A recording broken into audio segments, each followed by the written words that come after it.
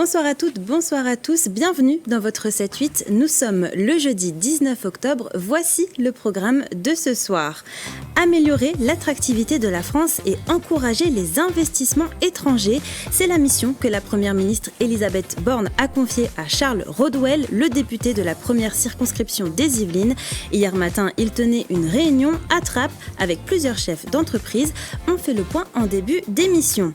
Si vous avez toujours rêvé de dormir au plus près des éléphants, j'ai une bonne nouvelle pour vous. Le Zoo Safari de Thoiry ouvre demain 5 lodges de luxe pour vivre, manger et dormir aux côtés des 3 éléphants du parc zoologique Immersion. Et le jeudi, comme d'habitude, nous vous donnerons nos idées de sortie dans les Yvelines. Ce soir, le programme est un peu spécial à l'approche des vacances de la Toussaint. Château, exposition, mais aussi sorcellerie à la Bergerie nationale de Rambouillet. Les activités ne manquent pas, vous verrez. Et puis, on reste dans le thème. Ce soir, nous parlerons de la fête de la citrouille avec l'invité du 7-8. Ça se passe aux fermes de Galy de Saint-Cyr-l'École pendant les vacances. D'où les citrouilles que vous pouvez apercevoir sur le plateau. On va en parler avec vous, Bruno Gancel. Bonsoir. Bonsoir. Vous êtes responsable de la communication pour les fermes de Galy de Saint-Cyr-l'École. Alors, de nombreuses activités sont prévues à l'occasion de la fête de la citrouille. On en parlera un peu plus en détail tout à l'heure. Avec nous également une journaliste de la rédaction de TV78, Gabrielle Gontier. Bonsoir. Bonsoir Mathilde. Vous allez nous présenter vos idées de sortie pour les vacances de la Toussaint en fin d'émission. Mais avant, direction Trappes. Hier matin, Charles Rodwell, le député de la première circonscription des Yvelines, tenait une réunion avec des chefs d'entreprise et plusieurs politiques. L'objectif, améliorer l'attractivité de la France et encourager les investissements étrangers. Une mission que lui a confiée la première ministre Elisabeth Borne. C'est le reportage de Régine Ralech. Merci beaucoup pour votre temps. Je suis très heureux qu'on puisse reproduire ce même type d'échange que celui qu'on avait eu lors de ma mission précédente. Dans le cadre de sa mission parlementaire auprès du gouvernement, Charles Rodwell, député de la première circonscription des Yvelines, organisait une table ronde ce mercredi matin. L'objectif, recueillir les besoins des entreprises implantées dans les Yvelines sur l'attractivité des investissements étrangers. 50 ans en Yvelines, c'est le deuxième pôle économique de l'Île-de-France après la Défense. 17 000 entreprises, près de 150 000 emplois. Donc quand les entreprises et leurs salariés de 50 ans en Yvelines et des Yvelines au sens large vont bien, l'ensemble du département va bien. Raison pour laquelle, depuis le début de mes travaux parlementaires, j'ai voulu faire des Yvelines et de ma circonscription plus spécifiquement le laboratoire d'idées, le laboratoire de travail sur l'ensemble des mesures qu'on peut porter au niveau national. Des échanges, des débats et parfois des questionnements. Cette réunion a permis d'aborder plusieurs points dont la fiscalité, l'attractivité des talents, mais aussi la simplification des démarches administratives. On a parlé beaucoup de l'entreprise et d'essayer de comment augmenter notre attractivité d'entrepreneurs et comment faire que les entreprises en France puissent continuer à grandir. Je suis content que cette réunion ait eu lieu dans un des territoires de France le plus attractif pour nos industries, qu'elles soient françaises, européennes ou internationales. Sur un territoire, on a tous les atouts pour refaire de notre pays un territoire attractif pour nos industries. 36e département visité depuis le début de sa mission, Charles Rodwell a déjà fait la rencontre de plusieurs élus locaux, entreprises et services de l'État dans différents départements de France. Il devra rendre un rapport assorti de propositions législatives et réglementaires en décembre 2023. Allez, c'est l'heure à présent de faire le point sur les informations à retenir aujourd'hui dans les Yvelines.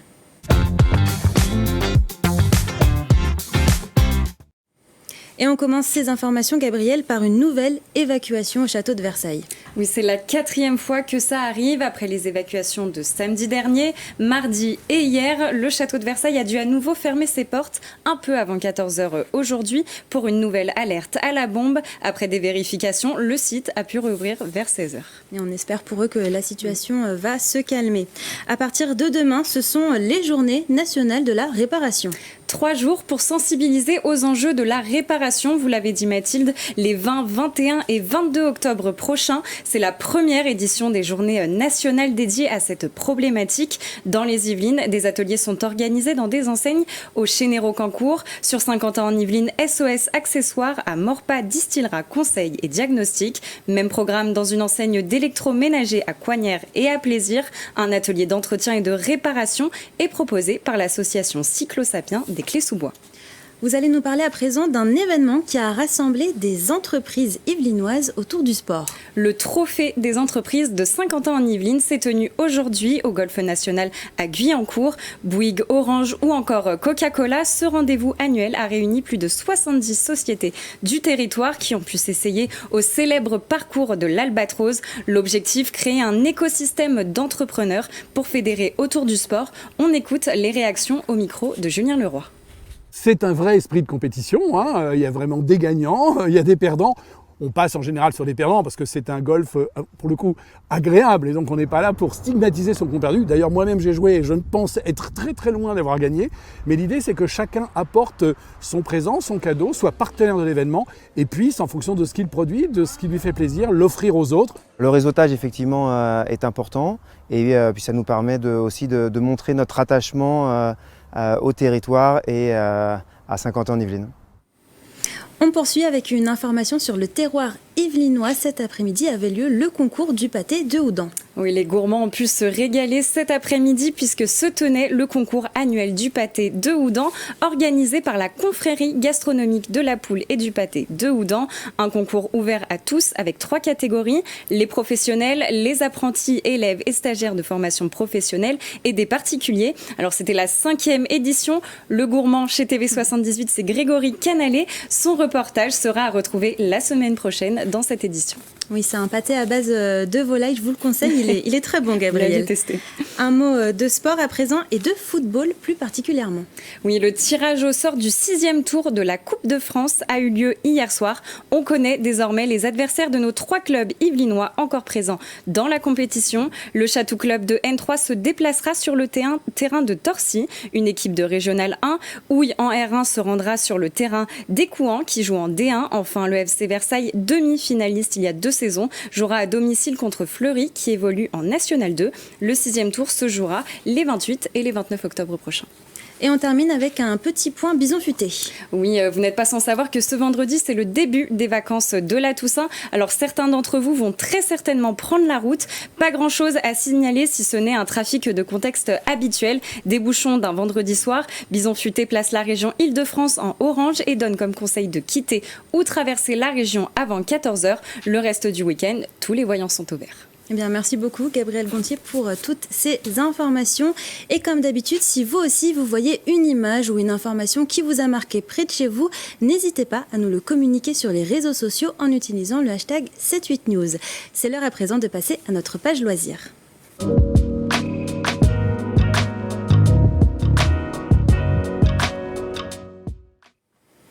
Dormir au plus près des animaux sauvages, un rêve qui devient réalité au Zoo Safari de Thoiry. Le parc ouvre dès demain 5 lodges de luxe pour vivre au rythme des éléphants. Une expérience unique, regardez.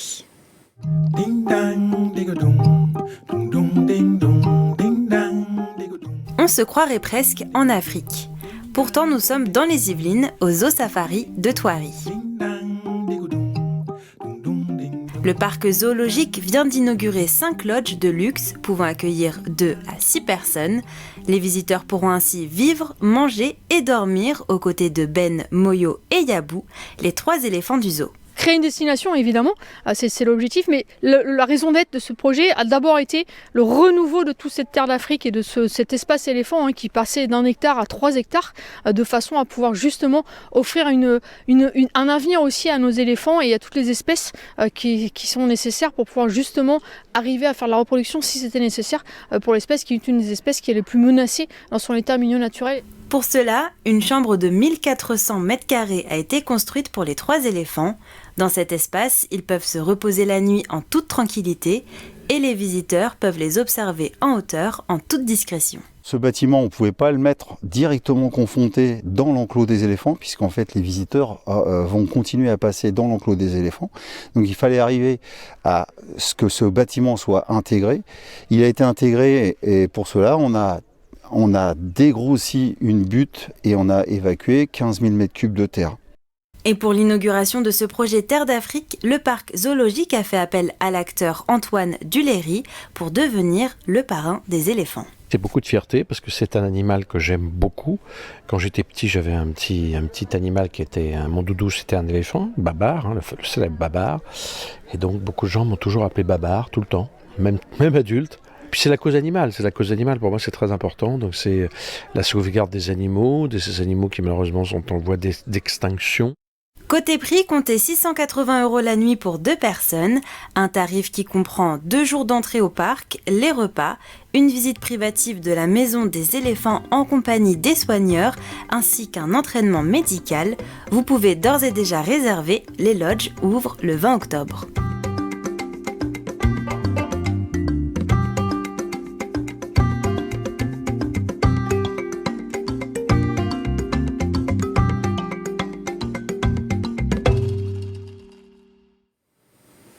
Retour en enfance garantie avec l'exposition du musée du jouet de Poissy jusqu'au 7 janvier 2024. Les 2 garnements, Tom Tom et Nana, sont mis à l'honneur pour l'inauguration. L'illustratrice de la fameuse bande dessinée, Bernadette Després, était présente et Julien Leroy est allé à sa rencontre.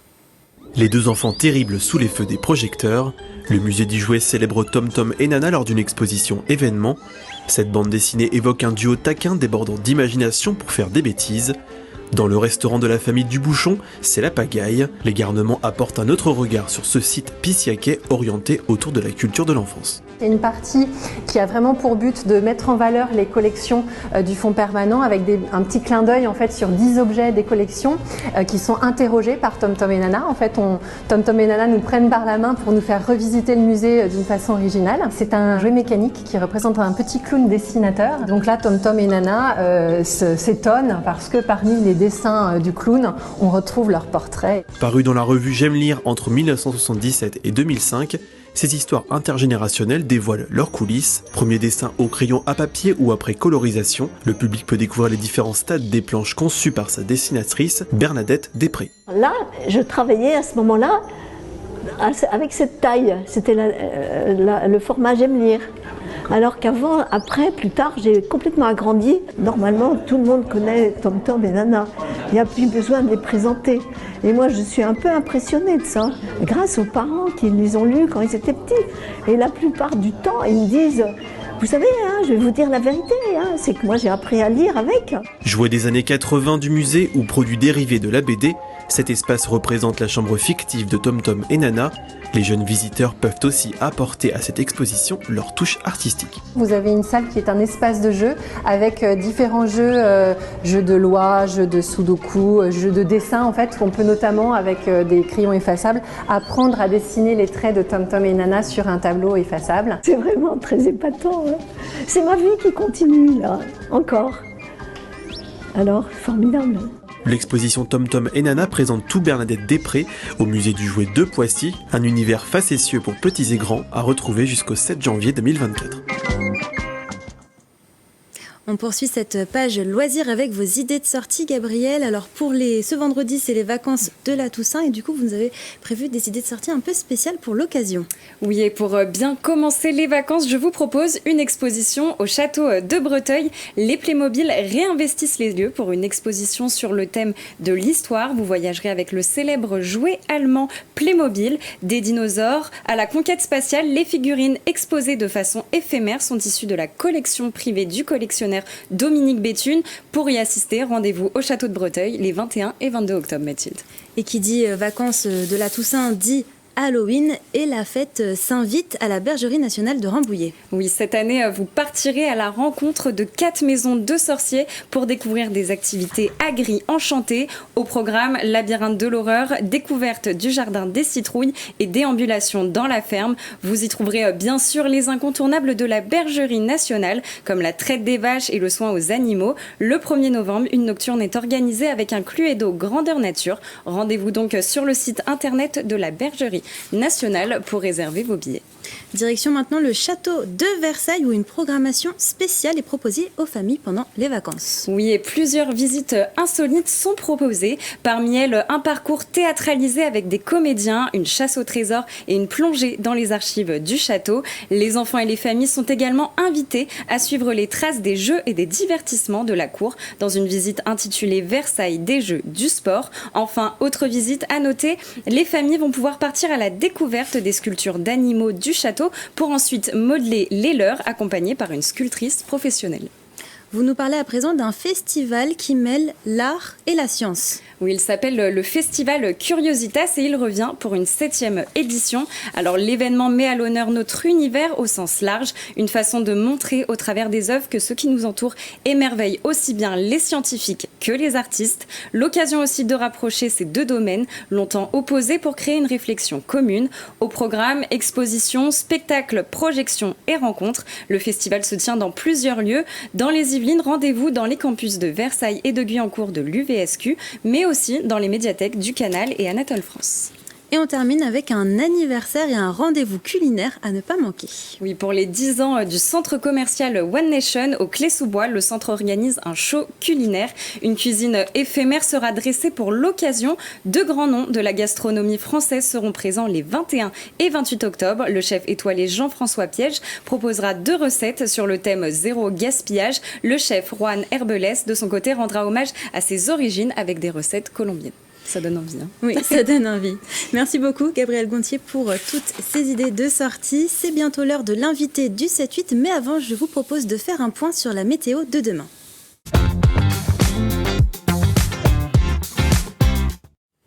Demain matin, le temps sera toujours mitigé dans les Yvelines. Prévoyez votre parapluie. Nous devrions avoir un ciel nuageux avec quelques averses. Au niveau des températures, comptez 13 degrés à Houdan et Rambouillet et 14 à Versailles et Mantes-la-Jolie. Demain après-midi, les conditions météo seront assez semblables. Des averses avec quelques éclaircies. Côté température, il fera 16 degrés à Versailles et Rambouillet, 17 à Houdan et 18 à Mantes-la-Jolie. Et demain, nous fêterons la Sainte Adeline. C'est l'heure maintenant de passer à l'invité du 7-8.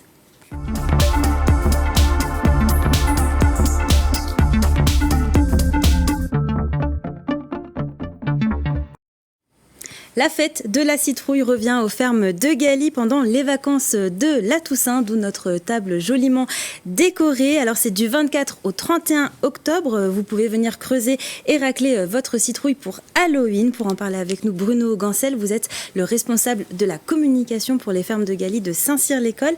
C'est un peu une tradition, Bruno Gancel, la fête de la citrouille aux fermes de Galy. Oui, effectivement, la fête de la citrouille, c'est un moment traditionnel, un grand rendez-vous. Chaque année, la semaine qui précède la Toussaint, on fait creuser des citrouilles aux enfants, des citrouilles qu'on a cultivées depuis des mois, puisqu'elles ont été soit plantées, soit semées début mai. Oui, ce sont des citrouilles entièrement locales, produites made in Saint-Cyr-l'École. Voilà, made in Saint-Cyr-l'École. Elles sont cultivées dans des champs qui jouxtent la ferme ouverte. On a produit plusieurs milliers de pieds de citrouille. On a eu des conditions plutôt favorables cette année, avec un printemps sans trop de froid, sans trop de gel, un été qui a alterné la pluie et le soleil. Et ça nous a permis d'avoir beaucoup de citrouilles, des jack-o'-lanternes qui est la variété qu'on cultive spécifiquement pour être creusée. Ouais. Oui, vous en avez apporté un petit peu en plateau. Alors, je pense que ça, c'est une jack-o'-lanterne, si je ne dis pas de bêtises. Celle-ci aussi. Et en face de vous, est-ce que vous pouvez nous les présenter ? Voilà, donc ça, c'est aussi c'est la période des citrouilles en tout genre. Hein, les cucurbitacées, une grande famille. Ça, c'est des produits qu'on trouve à la cueillette, puisque c'est également la pleine période de cueillette des pommes et des citrouilles. Ça, c'est la butternut. Et puis celle-ci, c'est des potimarrons. On en a beaucoup d'autres, hein, de la sucrine du Berry, de la rouge vive d'Étampes, du bleu de Hongrie. On a une très grande diversité de citrouilles. Et ce qui est amusant également, c'est qu'avec les citrouilles, on peut s'amuser à l'automne à associer les citrouilles et puis les plantes du moment. Donc soit de la fleur coupée comme ici, avec du tournesol, du feuillage. Et puis là, avec des plantes qui sont en terre, hein, on a de la bruyère, des chrysanthèmes, du lierre, et c'est des choses que c'est une composition, ce sont des compositions qu'a réalisé Julie, la fleuriste du magasin des fermes de Galy, et qui propose ça tout l'automne. Alors vous l'avez dit, il y a beaucoup de diversité de citrouilles. Pour faire des créations comme celle-là, il faut forcément des jack-o'-lanterne ou il y en a d'autres qu'on peut creuser? On peut creuser toutes les citrouilles. L'intérêt de la jack-o'-lanterne, c'est qu'elle a une épaisseur de chair qui n'est pas trop importante, donc c'est plus facile à creuser. Et c'est une citrouille qui n'est pas très très dure. Vous avez sûrement utilisé du potimarron pour faire de la soupe. Et on sait à quel point c'est difficile à couper. Si on peut tout à fait faire des citrouilles décorées avec le potimarron, mais c'est compliqué, c'est difficile. Il y a plus de chair aussi peut-être? Il y a un peu plus de chair et puis la chair est très dense, très, très dure. La jack a une chair non pas molle, mais beaucoup plus tendre que des citrouilles comme celle-ci. Et puis elles peuvent prendre des tailles relativement différentes, des formes différentes, et c'est ce qui est intéressant. Nous, on propose les citrouilles dans des grands palox, des espèces de grands cajots en bois. Il y en a de toutes les tailles, de toutes les formes. Il y en a des allongées, il y en a des petites, il y en a des grosses. Donc les enfants font le choix de ils choisissent le modèle qu'ils veulent, et puis après ils dessinent au feutre quelque chose de joyeux, de terrifiant, d'amusant. Et puis ce sont les animateurs qui utilisent le couteau pour qu'il n'y ait pas de blessure. Pour les plus petits, c'est mieux. Voilà, exactement. Mais alors, est-ce que toutes les citrouilles se mangent? Alors, la jack-o'-lanterne peut être comestible, mais encore une fois, sa chair n'est pas terrible. Si vous voulez manger de la bonne citrouille, venez à la cueillette ou venez dans le rayon alimentaire du magasin. On en a plein de différentes. Des citrouilles qui sont très, très parfumées. On a l'habitude de dire que le potimarron a un petit goût de châtaigne. Il y en a une autre que je n'ai pas amenée, la sucrine du Berry, qui est une citrouille plutôt en forme de poire, plutôt tendance un peu verte, et qui, son nom l'indique, est très sucrée. Donc il y a plein de citrouilles. C'est une grande famille, il faut les goûter un peu toutes pour trouver celle qui est à notre palais. Chacune a sa spécificité en fait. Il y en a pour les creuser, pour cuisiner, c'est différent. Exactement. Est-ce que vous avez des conseils pour conserver sa citrouille découpée plus longtemps? Alors les citrouilles découpées, c'est comme tous les fruits. Une fois qu'on a mis des coups de couteau dedans, ils peuvent s'oxyder et puis il peut y avoir des moisissures qui se développent. Si on veut les garder le plus longtemps possible, il faut les maintenir au frais. Donc on a des températures qui, heureusement, depuis une 8aine de jours, ont tendance à baisser. Donc il vaut mieux les laisser dehors. Et si on a la chance d'avoir encore quelques degrés en moins dans les jours qui viennent, elles se conserveront d'autant plus longtemps. Il faut combien de temps à peu près pour faire une création comme ça? Bon, là, on imagine que c'est fait par des professionnels, mais... Oui, là, c'est Guillaume, en l'occurrence Guillaume, un des animateurs de la ferme qui a fait ça. Mais nos ateliers durent 30-35 minutes, le temps de choisir sa citrouille, de la dessiner, de la creuser, d'enlever les chapeaux. Et puis surtout de retirer toute la chair, toutes les graines. C'est vraiment un moment familial, même les parents en fait se prennent au jeu et aiment décorer leur citrouille. Oui, exactement. C'est quelque chose d'intergénérationnel. Souvent les papas et les mamans mettent également les mains dans la citrouille pour aider les pitchouns à creuser leur citrouille. Au-delà du côté ludique, c'est aussi une façon de leur montrer comment ça se fabrique une citrouille finalement. Oui, c'est-à-dire comme c'est nous qui les cultivons, depuis la graine ou depuis le plant, à la moindre question, on est capable de leur expliquer comment est-ce que ça pousse. En l'occurrence, c'est des plants qui sont assez gélifs. C'est pour ça qu'on les met en terre habituellement après les saintes glaces, qui tournent aux alentours du 8, 10, 12 mai. Donc à partir de cette date-là, il y a peu de risque de gel, et donc c'est à ce moment-là qu'on les met en terre, et puis après il faut les chouchouter, les bichonner, il faut qu'elles aient à boire, mais pas trop, du soleil, mais qu'elles ne sèchent pas. Donc après il faut jouer avec la météo pour arriver à avoir de belles productions. Alors ça permet de sensibiliser les enfants. Après ces ateliers de découpe de citrouilles, il y a aussi une visite de la ferme pédagogique. Ça aussi, ça permet de sensibiliser les enfants aux différents animaux de votre ferme? Exactement. Pendant la période de la fête des citrouilles, le site est ouvert toute la journée. Juste l'atelier de creusement de citrouilles est fermé entre midi et 2. Mais le reste du site reste ouvert, donc les enfants peuvent aller découvrir tous les animaux, les chèvres, les moutons, les cochons, les volailles. Ils peuvent également profiter de tout l'espace de labyrinthe. On a 4 hectares d'espace de nature, de liberté, avec des jeux dans les labyrinthes. Il y a également le bois de Galie qui est ouvert, le petit bois de Galie, dans lequel il y a des sentiers autour des insectes autour des arbres, des essences végétales locales, et puis des animaux qu'on trouve dans nos forêts, le sanglier, le chevreuil et autres. Donc on peut venir passer une journée sans problème aux fermes de Galie. Ce que je voulais juste dire, c'est que pour les ateliers, le plus prudent, c'est d'aller sur notre site internet, lesfermesdegalie.com. Il faut penser à réserver. Voilà, oui. il faut réserver. Vous allez dans la rubrique agenda et vous allez trouver la fête de la citrouille dans les fermes ouvertes et vous réservez les créneaux. Le site internet s'affiche en bas de notre écran. Il reste encore des places. Oui, il reste encore des places. Il en reste encore, mais il faut se dépêcher. Merci beaucoup Bruno Gancel d'avoir accepté notre invitation en plateau. C'est la fin de cette émission. Merci pour votre fidélité. Juste après, ne manquez pas le retour d'Alors Quadbo. Thomas Fletcher revient plus en forme que jamais pour vous présenter la météo de ce week-end. Moi, en attendant, je vous souhaite une belle soirée sur TV78 et un bon week-end. Prenez soin de vous.